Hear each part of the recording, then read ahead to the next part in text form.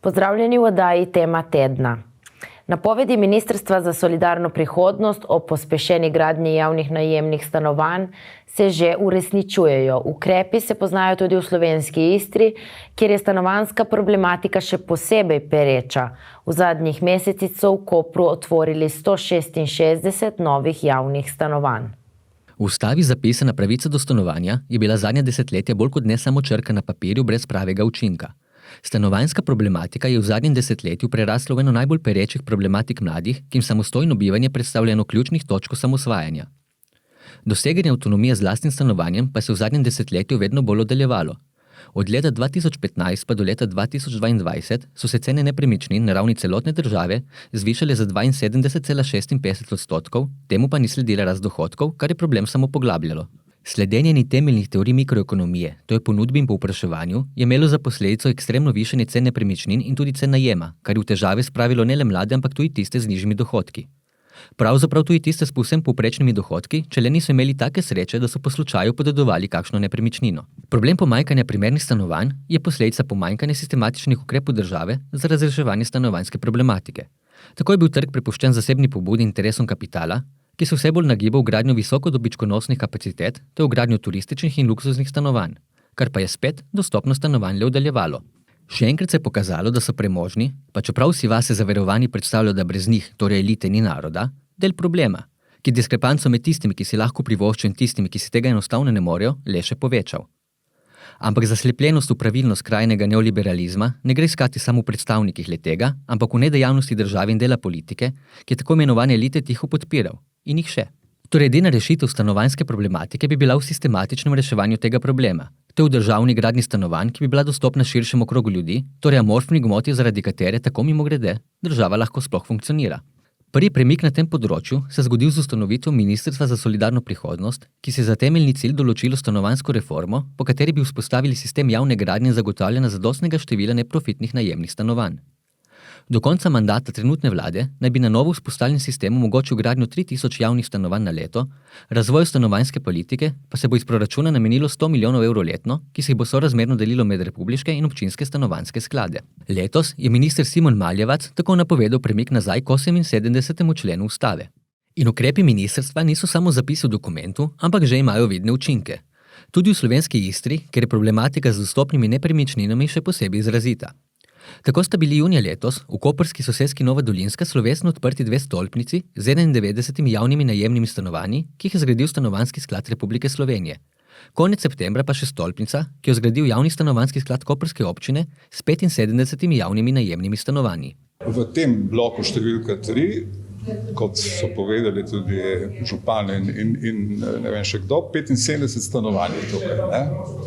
Tako da 78 garažnih mest, parkirnih mest, ne? V teh 2 blokih, enki in dvojki, ki jih je pa kot investitor gradil Republiški stanovanjski sklad, je pa 91 stanovanj. Tako da je skupaj 166 stanovanj v teh 3 blokih. No, ta naš je najvišji, ne, ki ima 8 etaž v bistvu, od 1+7, ne. Načrtujemo pa 4, ki je tle v nadaljevanju ob cesti, ki bo pa z 46 stanovanji še zraven, ne. Tako da bo na koncu cela soseska imela 212 stanovanj, ne. Celotni projekt je v bistvu, se pravi teh 166 stanovanj, je nekje 20-21 milijonov, ne. Tako da ta naš skupaj z DDV-jem potem pride nekje na 10,5. Prav je 166 novih javnih najemnih stanovanj relativno visoka številka, to ne zadostuje potrebam po javnih stanovanjih v koprski občini. Mislim, zelo težka matematična formula, ne, v kolikem času, ne. Torej, mi se trudimo glede na zmožnosti, ki jih imamo, ne. Tako da 815 je bilo lani prijavljenih na razpisu. 593 se jih je uvrstilo v izbor, se pravi, so izpolnjevali vse pogoje. Kot vidite, 75 smo zaenkrat, bi rekel, v tem bloku zrihtali, ne. Računamo, da bomo še z obnovljenimi drugimi stanovanji verjetno rešili še nekih 15, ne. kar si štejem zelo v čast. Žal nekateri so tudi, ali pa na srečo morda, odstopili, tako da v našem primeru imamo iz liste jih je šlo 6 stran. 3 so dobili na razpisu Republiškega sklada, 3 družine. Eni so se odselili v drugo občino, v Ljubljano konkretno, in eni dvojni so očitno imajo neko boljšo rešitev zdaj, tako da niso potrebovali tega stanovanja tukaj. Seveda, mi smo šli po listi naprej, število stanovanja je pač tako, kot je.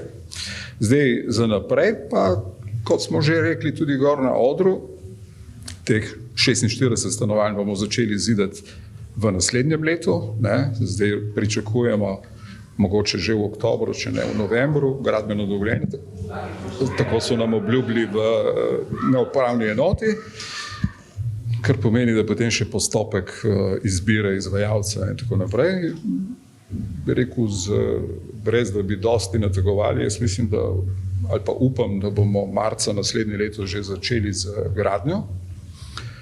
Tako da seveda cirka 2 leti bo to trajalo in potem pa, kot je rekel tudi sam župan, ko bom je povedal tu v nadaljevanju, imamo eno veliko zemljišče, 2,5 hektarja, pol sicer bi ga morali odstopiti za šolo, ampak za cirka 170 stanovanj, kot je bilo nekje tudi v spremembi oziroma predlogu spremembe OPPN-ja napisano, tako da to je sicer velik zalogaj za občinski sklad.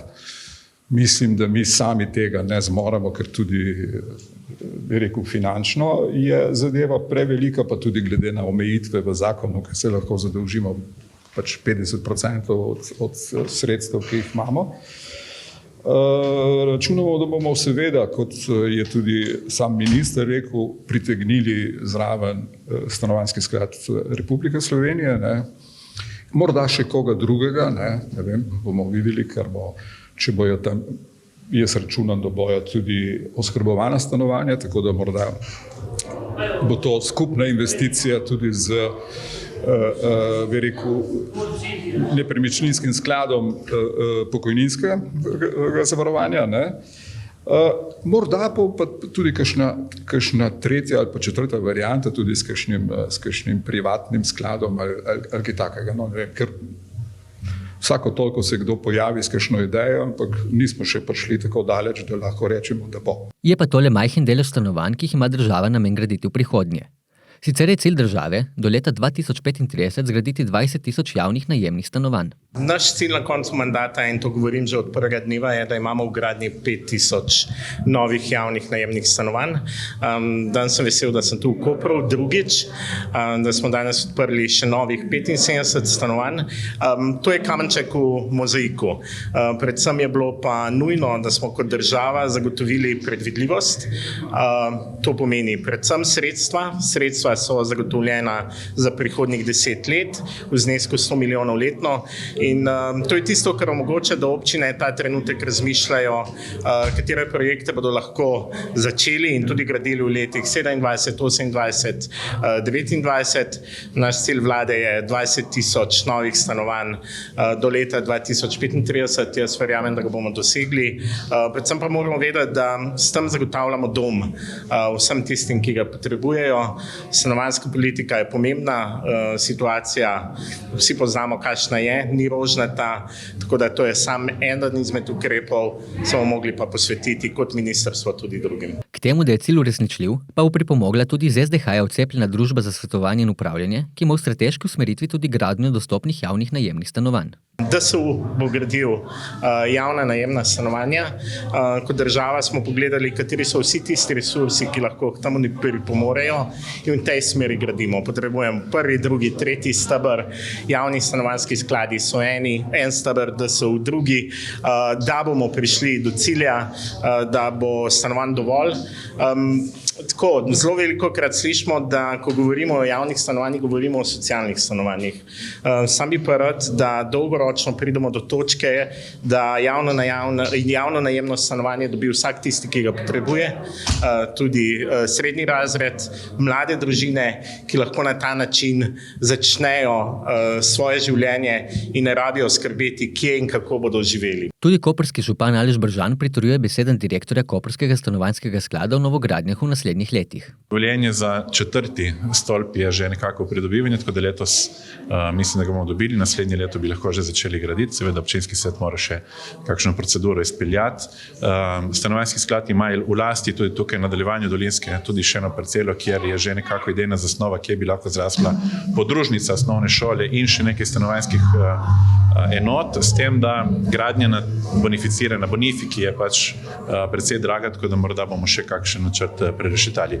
Imamo kar nekaj idej, jih je treba pač umestiti primerno v prostor in zgraditi.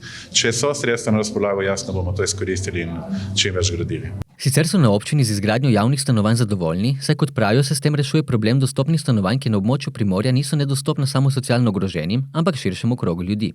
Za Koper pomeni en korak bližje temu, da zagotavljamo dostojno bivališče ali pa dostojno bivanje marsikateremu našemu občanu. Kar se mene tiče, glede na to, da sem spoznal še kot občinski svetnik ta projekt, ki je bil nekako v povoju in se je več let nekako mlel in menjal barvo, fasad in obliko in nič se dejansko ni zgodilo, pa res je na veliko zadovoljstvo, da sem prišel do tega zaključka, do tega projekta, ker je prav, da pomagamo vsem tistim, ki imajo težave in teh ljudi ni malo pri pridobivanju strehe nad glavo. Koper oziroma cela slovenska Istra ima blazne težave s tem, da tudi tisti, ki imajo sredstva, enostavno si ne morejo privoščiti neka bivališča. Skrbimo za šibkejše, skrbimo tudi za tiste, ki imajo drugačne težave, ampak važno je, da stopimo korak naprej, da nekaj zgradimo, da nekaj pomagamo. Tako da sem res prav vesel, da se danes to odpira. Hvala za vašo pozornost in lep pozdrav do prihodnjič.